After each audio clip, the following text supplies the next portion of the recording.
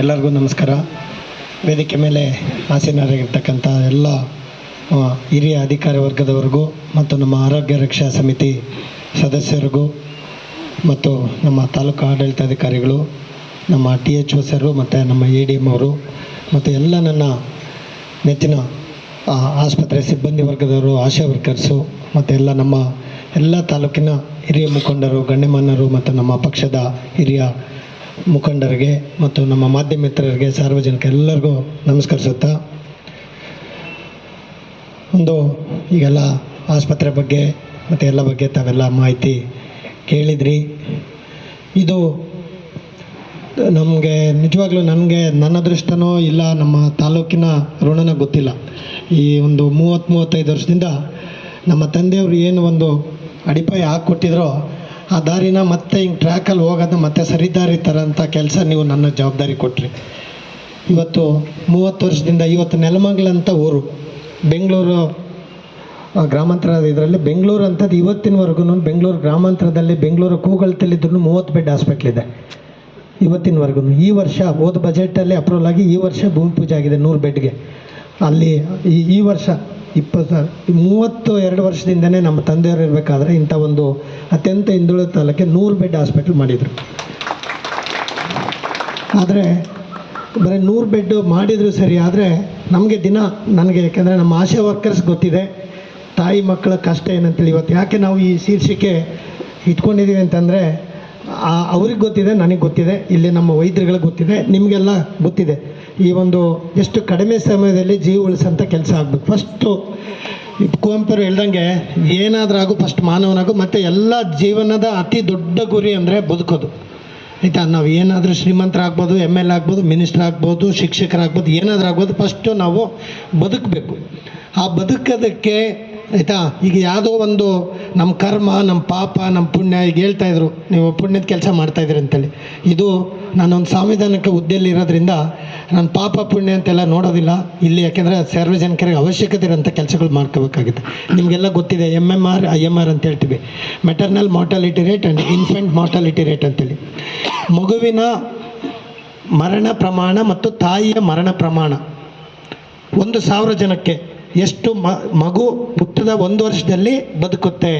ಪ್ರತಿ 1,000 ಮಕ್ಕಳು ಹುಟ್ಟೋದಕ್ಕೆ ಎಷ್ಟು ಜನ 1 ವರ್ಷ ಬರ್ತ್ಡೇ ಸೆಲೆಬ್ರೇಟ್ ಮಾಡ್ತಾರೆ, ಮತ್ತು ಗರ್ಭಿಣಿ ಅವಸ್ಥೆಯಲ್ಲಿ ಮತ್ತು ಹೆರಿಗೆ ಆದ ನಂತರ ಎಷ್ಟು ಹೆಣ್ಣು ಮಕ್ಕಳು ಸಾಯ್ತಾರೆ 1,000 ಜನಕ್ಕೆ. 1,000 ಜನಕ್ಕೆ ಎಷ್ಟು ಸಾಯ್ತಾರೆ ಅದನ್ನು ಆ ಪ್ರಮಾಣನ MMR IMR infant mortality rate, maternal mortality.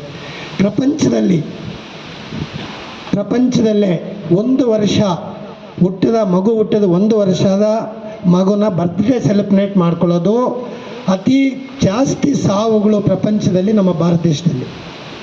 ಅಂದರೆ 1 ವರ್ಷ ಬರ್ತ್ಡೇ ನೋಡದೇ ಇರೋಂಥ ಮಕ್ಕಳು, ಹುಟ್ಟಿದ 1 ವರ್ಷದಲ್ಲಿ ನೋಡದೇ ಇರೋಂಥ ಬರ್ತ್ಡೇ 1 ವರ್ಷ ಸೆಲೆಬ್ರೇಟು ಸಂಭ್ರಮಾಚರಣೆ ಮಾಡ್ಕೊಳ್ದೇ ಇರೋಂಥ ಮಕ್ಕಳು ಇದು ಪ್ರಪಂಚದಲ್ಲಿ ಅತಿ ಜಾಸ್ತಿ ನಮ್ಮ ದೇಶದಲ್ಲಿದ್ದಾರೆ. ಆಯಿತಾ? ಮತ್ತು ಹೆರಿಗೆ ಮುಂಚೆ ಹೆರಿಗೆ ನಂತರ ಅತಿ ಹೆಚ್ಚು ಸಾವುಗಳು ನಮ್ಮ ದೇಶದಲ್ಲಿದ್ದಾವೆ ತಾಯಿದು. ಇದು ಯಾರ ಕಾರಣ? ಇದಕ್ಕೆ ದೇವ್ರ ಕಾರಣನ, ಸರ್ಕಾರಗಳ ಕಾರಣನ, ಸಾರ್ವಜನಿಕರ ಎಲ್ಲ ಅವ್ರ ಕರ್ಮನ? ಅದಕ್ಕೆಲ್ಲ ಮೂಲಭೂತ ಸೌಕರ್ಯಗಳು ಒದಗಿಸೋದು ಯಾರ ಜವಾಬ್ದಾರಿ? ನಮ್ಮ ಜವಾಬ್ದಾರಿ ಆಗ್ತದೆ, ಸರ್ಕಾರ ಜವಾಬ್ದಾರಿ ಮತ್ತು ಜನಪ್ರತಿನಿಧಿಗಳ ಜವಾಬ್ದಾರಿ ಆಗ್ತದೆ. ಯಾಕೆಂದರೆ ಬೆಳಗ್ಗೆ ಆದರೆ ನಮ್ಮ ಡಾಕ್ಟ್ರಿಗೆ ನಾನು ದಿನ 10 ಸರಿ ಫೋನ್ ಮಾಡ್ತೀನಿ. ಆಯಿತಾ? ಅಲ್ಲಿ ಆ್ಯಂಬುಲೆನ್ಸು ದುಡ್ಡಿಲ್ಲ ಅಂತ ಹೇಳ್ತಾರೆ, 4,000 ಕೇಳ್ತಾರೆ ಸರ್, 2,000 ಕೇಳ್ತಾರೆ.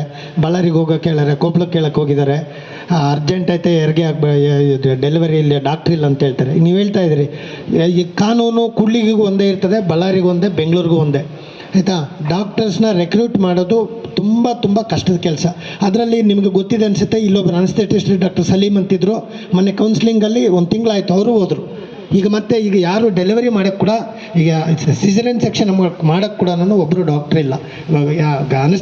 ಸರ್ಜನ್ ಇರ್ಬೋದು, ನಾಗರಾಜ್ ಡಾಕ್ಟರ್ ಗೈನಕಾಲಜಿಸ್ಟ್, ಆದರೆ ಅನಸ್ಥೆಟಿಸ್ಟ್ ಬೇಕು, ಅನಸ್ಥೆಟಿಸ್ಟ್ ಇಲ್ಲ. ಈಗ ನಾವು ಡೆಪ್ಯುಟೇಷನ್ ಹಾಕ್ಸ್ಕೋಬೇಕಾಗಿದೆ. ಇದನ್ನು ಉಳಿಸ್ಕೊಳ್ಳೋದು ದೊಡ್ಡ ಸಾಹಸ ಆಗಿದೆ. ಆದರೆ ನಮಗೆ ಇದಕ್ಕೇನಂದರೆ ಎಲ್ಲದಕ್ಕೂ ಈಗ ಮುಂಚೆ 30-40 ವರ್ಷದಿಂದ ಸರ್ಕಾರಗಳಲ್ಲಿ ಯಾವ ಮಾನದಂಡಗಳಿರಲಿಲ್ಲ. ರಾಜಕೀಯ ಇಚ್ಛಾಶಕ್ತಿಲಿ ಅವ್ರು ಏನು ಬೇಕೋ ಮಾಡ್ಬೋದಿತ್ತು. ಆದರೆ ಈಗ ಪ್ರತಿಯೊಂದಕ್ಕೂ ಒಂದು ಗೈಡ್ಲೈನ್ಸ್ ಮಾಡಿಟ್ಬಿಟ್ಟಿದ್ದಾರೆ. ಈಗ ತಾಯಿ ಮಕ್ಕಳ ಆಸ್ಪತ್ರೆ ಬೇಕು ಅಂತಂದರೆ 30 ಬೆಡ್ಡು 60 ಬೆಡ್ಡು 100 ಬೆಡ್ಡು ಮಾಡ್ಬೋದು. ಅದಕ್ಕೆ 30 ಬೆಡ್ ಮಾಡಬೇಕಂದ್ರೂ ಕನಿಷ್ಠ ತಾಲೂಕು ಹಾಸ್ಪಿಟ್ಲಲ್ಲಿ ಈಗಿರೋ ಹಾಸ್ಪಿಟ್ಲಲ್ಲಿ 200 ಡೆಲಿವರಿ ಆಗಬೇಕು. ಕನಿಷ್ಠ 200 ಡೆಲಿವರಿ ಆಗಬೇಕು. 200 ಡೆಲಿವರಿ ಆದರೆ ಮಾತ್ರ ಆ ಹಾಸ್ಪಿಟ್ಲ ಉನ್ನತೀಕರಣಕ್ಕೆ ಸಾಧ್ಯತೆ ಇರ್ತದೆ. ಮತ್ತು ಒಂದು ಆಸ್ಪತ್ರೆ ತಾಯಿ ಮಕ್ಕಳ ಆಸ್ಪತ್ರೆಯಿಂದ ಇನ್ನೊಂದು ತಾಯಿ ಮಕ್ಕಳ ಆಸ್ಪತ್ರೆಗೆ 60 ಕಿಲೋಮೀಟ್ರ್ ಡಿಸ್ಟೆನ್ಸ್ ಇರಬೇಕು. ಈಗ ಹಾಸ್ಪಿಟಲ್ ಎಷ್ಟಿದೆ? 45 ಕಿಲೋಮೀಟ್ರ್ ಇದೆ. ಮತ್ತು ಇಲ್ಲಿ 30ರಿಂದ 40 ಡೆಲಿವರಿ ಆಗ್ತಾಯಿದ್ದಾವೆ. ಸೊ ಯಾವುದೇ ಕಾರಣಕ್ಕೂ ಮಾನದಂಡಗಳ ಪ್ರಕಾರ ನಮ್ಮದು ಆಗೋದಿಲ್ಲ.